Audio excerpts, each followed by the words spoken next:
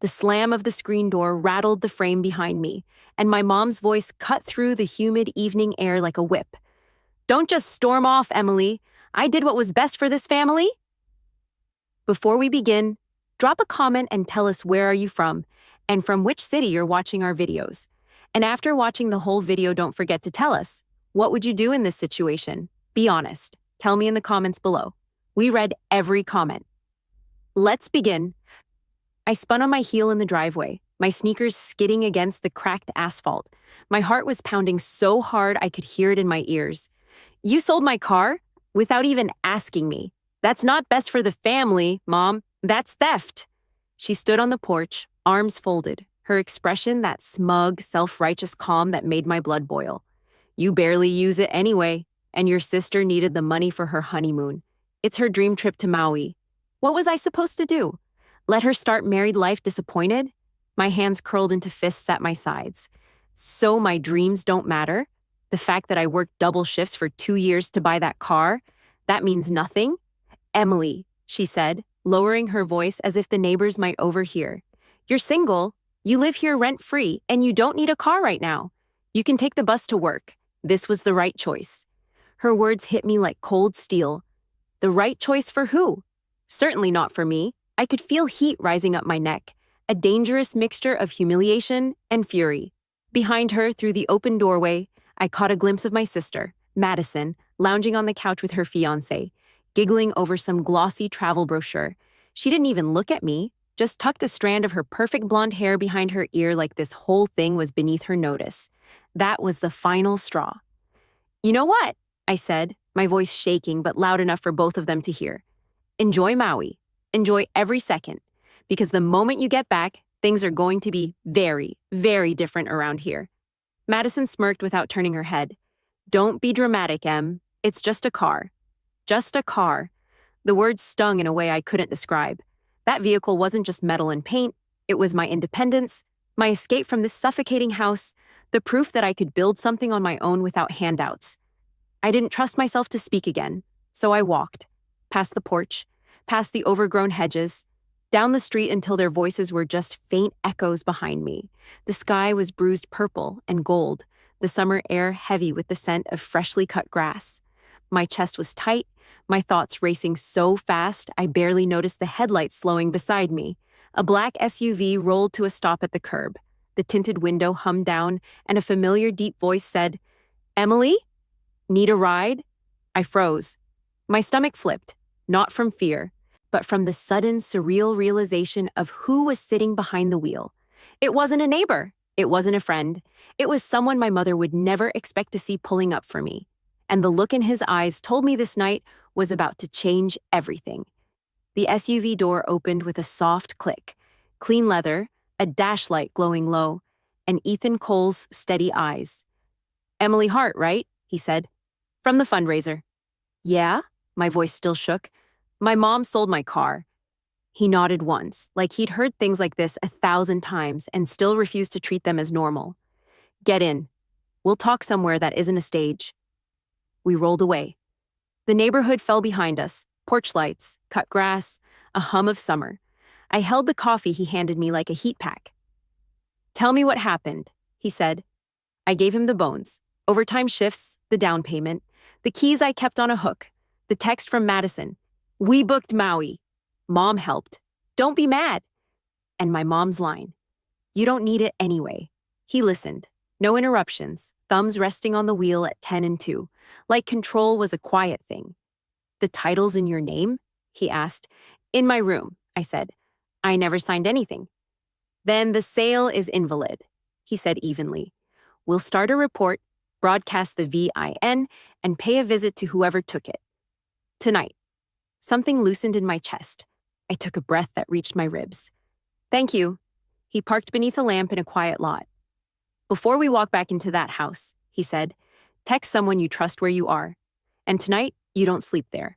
Pack a bag, grab the title, and stay elsewhere.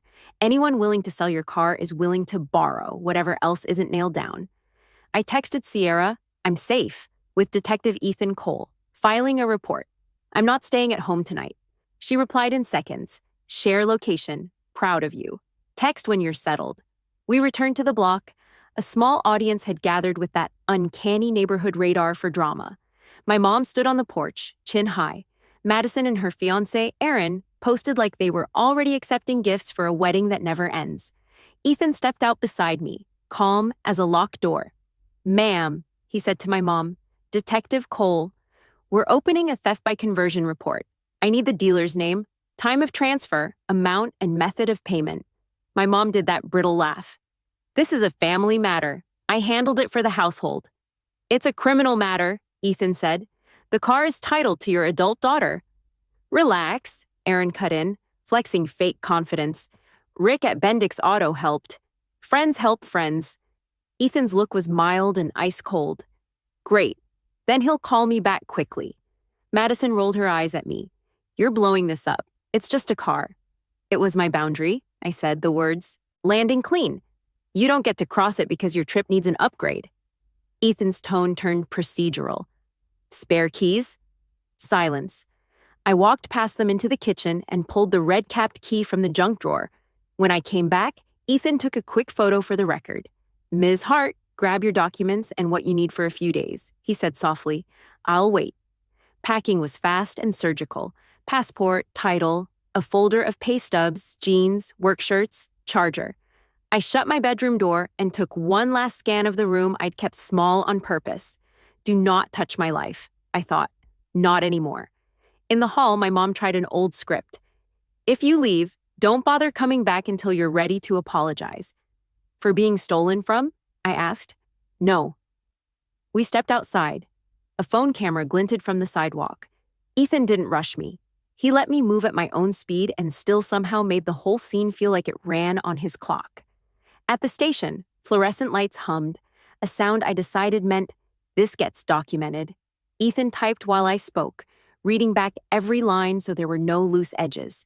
He flagged the VIN, left a crisp message for Bendix Auto, and printed a copy of my statement. "Where are you staying?" he asked when we walked out. I hesitated. "I can't put Sierra in the middle." "You can take my spare room tonight," he said, voice careful. "Lock on the door, deadbolt on the hall. Text your coworker my ID, share your location.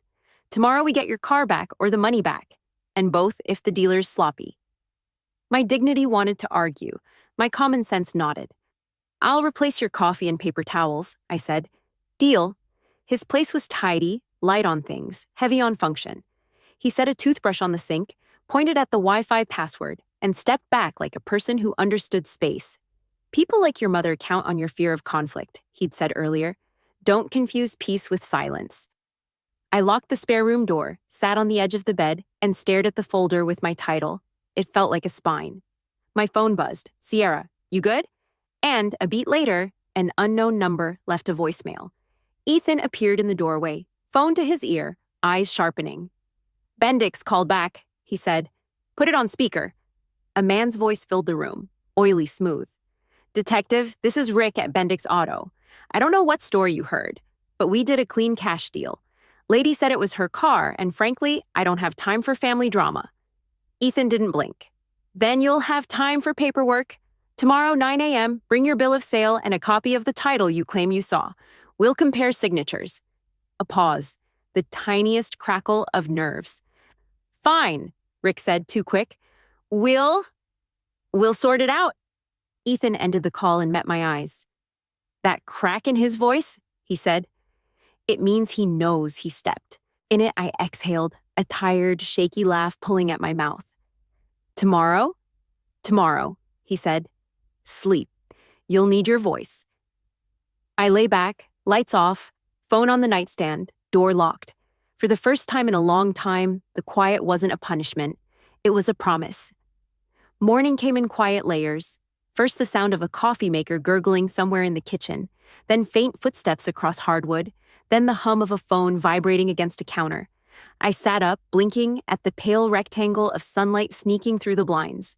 For a second, I didn't remember where I was. Then I saw my backpack at the foot of the bed, the folder with my car title resting on top like a sentry, and it all snapped back into place. Ethan knocked lightly before opening the door a few inches. "You're up," he said, holding 2 mugs. "Coffee, 1 cream, 3 sugars." The The fact that he remembered from last night startled me more than the coffee itself. "Thanks," I said, wrapping both hands around the mug. He leaned against the doorframe. "Rick from Bendix called early. He said he'd be in by 9 to clear up the misunderstanding, which means he's trying to get ahead of the mess." I raised an eyebrow. "And what's the plan?" "We go in, you say as little as possible, and let me handle the talking. If they still have the car, we get it. If they sold it again, we push for the money. Either way, I want them sweating by the time we walk out." The corner of my mouth tugged into a smile. "Sounds like you've done this before." "Let's just say I've met my share of Ricks," he said, straightening. "Finish your coffee. We leave in 20. By the time we pulled into Bendix Auto, the morning sun had turned the cracked lot into a sheet of white glare. Rows of used cars sat with little neon stickers screaming, "Hot deal," across their windshields. A middle-aged man in aviator sunglasses stepped out from the office, wiping his hands on a rag he clearly didn't need. "Detective," he greeted, too loud, too fake. "And you must be Emily." I nodded once, gripping the folder under my arm. "Where's my car?" Rick's smile twitched. "Well, here's the thing. Your mother said—" Ethan cut in, his voice like ice over stone. "We're not here to talk about her story. We're here to see the bill of sale and the title you supposedly verified before taking possession." Rick glanced toward the office like it might give him backup. "I don't have it on me right this second." "That's fine," Ethan said smoothly. "We'll walk inside with you. You can get it from your files, and before you try to claim the title wasn't necessary, I'll remind you that knowingly accepting stolen property is a felony in this state." Rick's posture deflated an inch. "Look, the car's still here. I didn't run it yet. I can reverse the deal." My heart jumped. "You mean I can take it back?" He scratched his jaw. "Well, technically, I already gave your mom a cashier's check." "That's between you and her," Ethan said flatly. "You give the car back to Ms. Hart. Today." Inside, the smell of old coffee and motor oil clung to the air. Ethan stayed close as Rick handed over the keys, his hands moving like they were made of lead.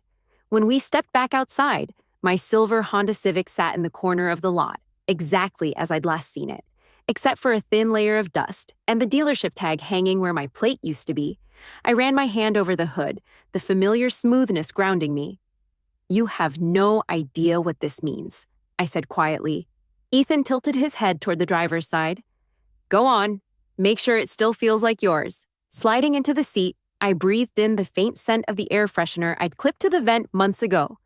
The dash was just as I'd left it, down to the folded grocery receipt in the cup holder. Rick stood a few feet away, mumbling into his phone. I caught the words, "misunderstanding" and "deal off," before Ethan's voice cut across the lot. "Next time you take a vehicle, verify the legal owner," he said sharply. "If I hear your name in another report like this, I'll make sure it sticks harder than dust on chrome." Rick nodded quickly, sunglasses flashing as he turned away. I pulled the Civic into gear, following Ethan's SUV out of the lot. The whole drive back, my fingers stayed wrapped around the steering wheel like it might vanish if I loosened my grip. When we parked outside his place, I stayed in the car for a second, the weight of the last 24 hours settling into my bones. "I don't know how to thank you," I said finally. Ethan rested his arm on the open window frame. "Keep your title where only you can touch it. And next time someone says you don't need something you worked for, remember this morning." The truth of that landed deep. For once, I didn't feel like a problem someone else had to manage. I felt solid. And I knew my mom wouldn't be expecting the way I planned to return this car to the driveway. The Civic's tires crunched over the gravel as I turned into my street. I didn't bother to creep in quietly. If anything, I wanted the sound to carry. Let them hear it. Ethan followed in his SUV, stopping a house away. We'd agreed he'd hang back unless things went sideways, but I already knew they would. Madison was the first to appear, stepping onto the porch with a glass of orange juice in hand. She squinted at the sunlight, then froze when she saw the car. The glass tilted dangerously before she caught herself. Her voice carried across the yard. "You have got to be kidding me." The front door swung open and my mom came out, arms crossed, wearing that same robe she'd been in last night. "Emily," she said sharply, "where did you get that?" I parked dead center in the driveway, the way Aaron always did when he wanted everyone to notice his new truck. Stepping out, I dangled the keys between two fingers. "From the place you sold it to without asking me. They gave it back." My mom's mouth tightened. We had an agreement. We didn't have anything, I cut in. You had a plan, and it involved taking what wasn't yours. Madison came down the steps, bare feet slapping against the concrete. You embarrassed us, she snapped, going to some cop like a tattletale instead of handling it privately. I laughed, low and sharp. Privately? So you could keep the honeymoon money and my car? That's not privacy, that's theft with nicer lighting. Aaron appeared in the doorway, leaning one shoulder against the frame. We already booked the resort, non-refundable. That sounds like a you problem, I said, sliding the key into my pocket. My mom stepped closer, her voice dropping to that warning tone she'd used on me since I was old enough to stand my ground. You're being petty. Madison's wedding is once in a lifetime. She deserved a proper start. Funny, I said. You never thought about my starts. College, moving out, buying this car, those didn't matter. Madison rolled her eyes. This isn't about you. Oh, it's exactly about me, I said. And about you learning that I'm not the quiet one anymore. She opened her mouth, but I didn't give her the chance. I pulled my phone from my pocket, hit record, and let the screen face them. So, just for the record, do either of you deny selling my car without permission? Madison stiffened. Aaron shifted uneasily. My mom's jaw worked, but nothing came out. That's what I thought, I said. Ethan's already got the report filed. If you try this again with anything else I own, the next conversation will be in a courtroom. From the corner of my eye, I saw the curtain twitch in the neighbor's window. Madison noticed too, and her face flushed crimson. You're making a scene, she hissed. I smiled, and it wasn't nice. I'm ending one. I got back into the Civic, backed it neatly into the garage, and hit the button to close the door. The metal clanged shut between us, leaving their muffled voices outside. For the first time in years, I felt like the space inside these walls was mine. And judging by the way Ethan's SUV eased past a minute later, his faint nod in my direction, I knew he saw it too. By the time I turned onto my street, I could already see them on the porch, Madison in shorts and a tank top, sipping from a tall glass, Aaron leaning against the post like he owned the place, and my mom standing in the center with her arms crossed like a judge waiting for a verdict. The moment the Civic rolled into the driveway, Madison straightened, her mouth curling into disbelief. No way! You went and got it back? I stepped out, letting the keys dangle between my fingers. Yeah, because it's mine. Aaron gave a humorless laugh. You just ruined our honeymoon. Non-refundable means we can't get that money back.